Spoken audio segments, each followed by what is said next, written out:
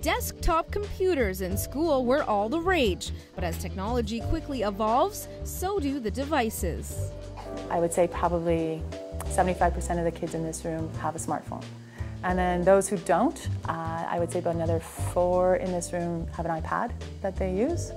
And then I have about 5 kids that don't have either, so I either provide them a laptop or I provide them an iPad that the school has. I actually have 5 desktop computers in my classroom, and it's now the 3rd week of school and we haven't actually plugged them in yet.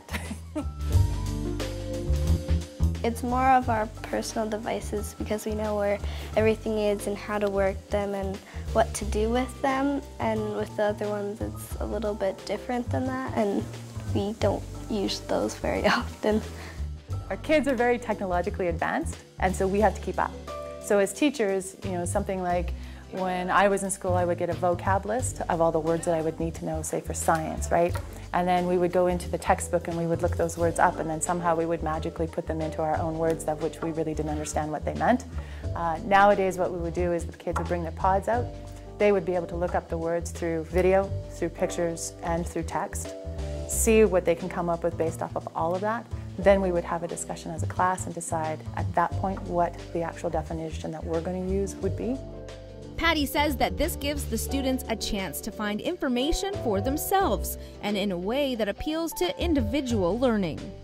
All these years from probably grade 5, we got told not to use them, and then we get to come to grade 7 and it's use them, and it's kind of a shocker, but it's also a good thing because it changes the way people learn and it's a different way.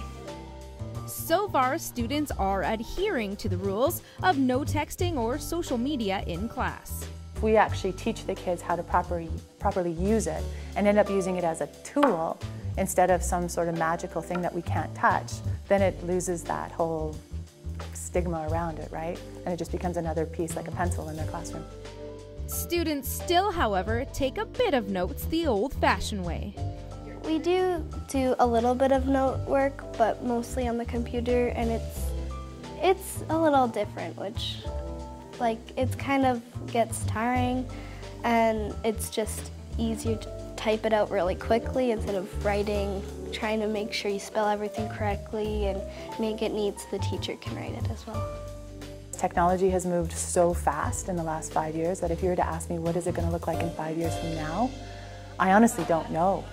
For Go Calgary, I'm Lyndee Free.